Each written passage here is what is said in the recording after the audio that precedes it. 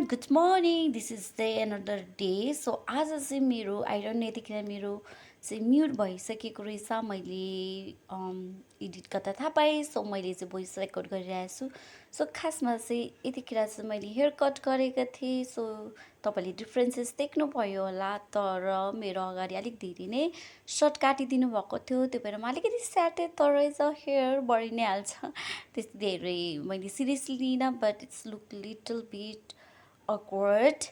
So yeah, या यतिकै ठिकै छ सो यतिखेर चाहिँ म पार्लरबाट मैले एक दुईवटा सामान लिएको थिएँ त्यतिखेर मैले देखाइनँ छु सो या यतिखेर मैले यो लिप बामले it was so so so so so so creamy अनि मलाई एकदम मन पर्यो यो पर्चेस गरेकोमा मलाई एकदम धेरै खुसी लागेको छ सो यो पर्चेस चाहिँ मेरो बेस्ट हो मैले लिप बाम खोजिरहेको थिएँ यो लिप बाम चाहिँ सो क्युट यो सोनाटाको रहेछ होइन तपाईँहरूले पनि पाउनुहुन्छ यो 150 मात्रै तर यसको वर्क तपाईँहरूलाई म अर्को भिडियोमा देखाउने छु एकदमै राम्रो थियो अनि यो लगाएपछि चाहिँ मेरो लिप अलिकति मोइस्ट पनि फिल भयो प्लस यसले मलाई कलर पनि दियो पिङ्क कलर रेड पिङ्कवाला थियो एकदमै राम्रो राम्रो थियो यतिखेर मैले तपाईँलाई भनेको थिएँ तर म्युट भएको कारणले चाहिँ मैले भनेको कुराहरू रेकर्डै भइनछ सो मैले भोइस रेकर्ड गर्नु पर्यो सो या मेरो एकदमै बेस्ट पर्चेस भन्छु यो मन्थको सो यतिखेर चाहिँ मैले ट्राई गर्न लागिरहेको थिएँ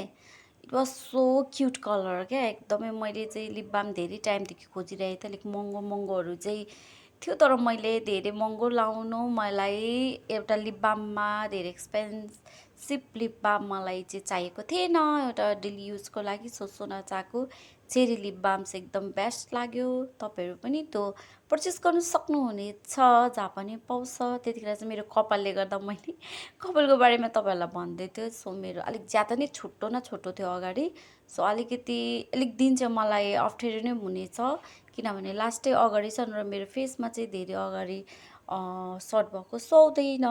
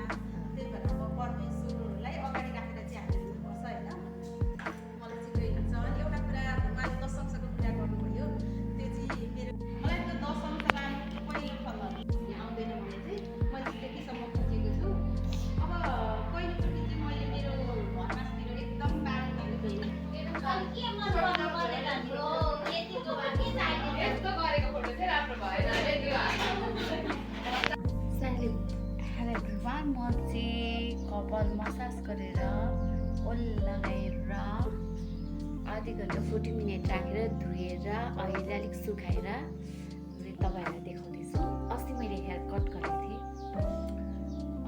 यति धेरै छोटो काटेको छ बहिनीले नै त्यो माथि मेरो कपाल अलिकति अगाडि कर्ली कर्ली हुन्छ सो यस्तो मैले यसलाई साइड गरेको क्या यहाँ हेर्नु है त यति छोटो काट्दै रहेछ कसरी यसलाई के गर्ने मैले ओ माई गड अनि यसलाई यस्तो गर्नु परेको छ नि यो छोटो भएको कारणले यो साइड चाहिँ यस्तो ठाडो हुन्छ क्या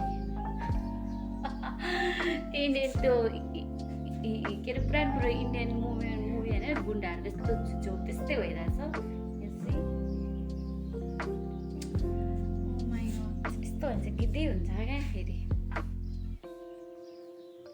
कपाल पनि यहाँ जिङ्ग्रिङ्गै भएको छ किनभने भर्खर दुःख सो अब यो कपाल कहिले बढ्ने होला मलाई एकदम धेरै टेन्सन लागिरहेछ Hello everyone, good morning. After so many days, I'm doing again videos. So अहिले चाहिँ म चर्च जानलाई रेडी भएको छु आज फ्राइडे. सो अस्तिदेखि मैले भिडियो गरेको थिइनँ. सो अहिलेको लागि चाहिँ गुड मर्निङ भन्न चाहन्छु अरे. सो अहिले मेरो कस्तै स्किनहरू चिलाउँदैछ. I'm getting engaged भन्नु अरे क्या तर होइन. यस्तो दिन कहिले आउँछ होला. Say my ring भन्छन् केटीहरू यस्तो. सो यहाँ अहिलेको लागि चाहिँ म चर्च जाँदैछु. सो म यो रिङ यहाँ लाउँदिनँ. फेरि मलाई नि त्यस्तै फिल भयो. यो रिङको प्लेस यो. सो यहाँ guys I am not feeling very well किनभने मलाई रुगा भन्नाले पनि यो आँक्रा घाँटीको एकछिनले गर्दाखेरि चाहिँ यो डस्टहरूको चाहिँ मलाई छिटो उयो हुन्छ. एलर्जी भएको कारणले रुगाफुगी लागिहाल्छ. सो अहिले चाहिँ म जाँदैछु चर्च. अहिलेको लागि बाई बाई.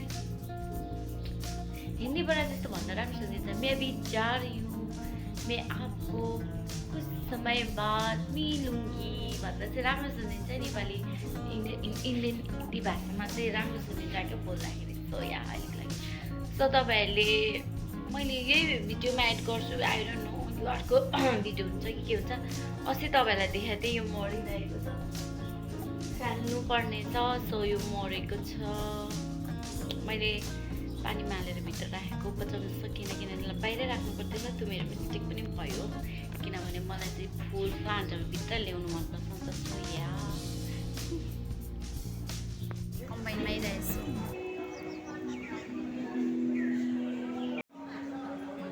तपाईँहरूको पर्खाइमा कहाँ जानुभयो हौ?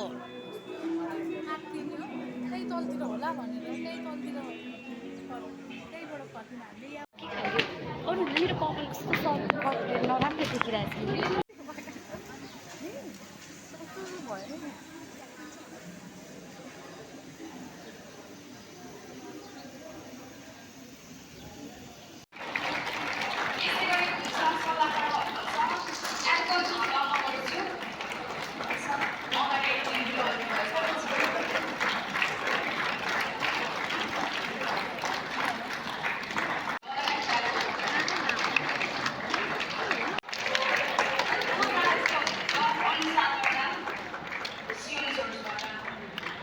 देख्दै थिएँ कता हुनुहुन्छ तपाईँले त्यहाँ के ल्याउनु भयो मुलै नपर्नु. कि त सोसल वर्कर कि त सोसल एक्टिभिस्ट भन्नु